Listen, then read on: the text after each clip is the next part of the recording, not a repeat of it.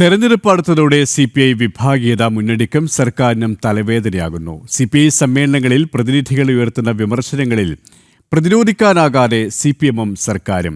തെരഞ്ഞെടുപ്പ് അടുത്തിരിക്കെ മുഖ്യമന്ത്രിക്കും CPM-നുമെതിരായി CPI പ്രതിനിധികൾ നടത്തുന്ന വിമർശനങ്ങളിലാണ് സർക്കാരും CPM-ഉം ഒരുപോലെ വെട്ടിലായത്.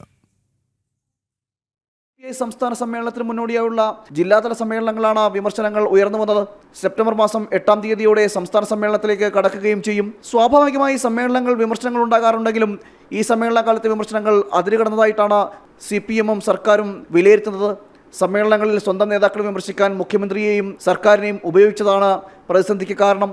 ഇതുവരെ നടന്ന ജില്ലാ സമ്മേളനങ്ങളിലെല്ലാം CPM-ന്റെയും മുഖ്യമന്ത്രിയുടെയും ഏകപക്ഷീയ നിലപാടുകൾ പ്രതിരോധിക്കാൻ CPI നേതൃത്വത്തിന് കഴിയുന്നില്ല എന്നാണ് പ്രതിനിധികൾ വിമർശിച്ചത്. CPI സംസ്ഥാന സെക്രട്ടറി ബിനോയ് വിശ്വത്തിനെതിരെയും പ്രതിനിധികൾ വിമർശിച്ചു. CPM-ന്റെയും സർക്കാരിന്റെയും നീക്കങ്ങളെ പ്രതിരോധിക്കാൻ CPI നേതൃത്വം പരാജയപ്പെടുന്നു എന്ന് ചൂണ്ടിക്കാട്ടിയാണ് ബിനോയ് വിശ്വത്തെ എതിർപക്ഷം വിമർശിച്ചത്.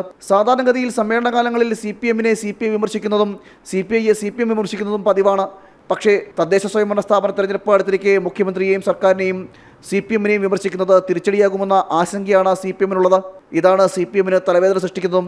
വിമർശനങ്ങൾ തെരഞ്ഞെടുപ്പിൽ പ്രതിഫലിച്ചാൽ കനത്ത തിരിച്ചടി നേടാനും സാധ്യതയുണ്ട്. സെപ്റ്റംബർ മാസം 8-ാം തീയതി സംസ്ഥാന സമ്മേളനത്തിലേക്ക് കടക്കുകയും ചെയ്യും. സംസ്ഥാന സമ്മേളനത്തിലും രൂക്ഷമായ വിമർശനങ്ങൾ ഉയരാൻ സാധ്യതയുണ്ടെന്നാണ് വിലയിരുത്തൽ.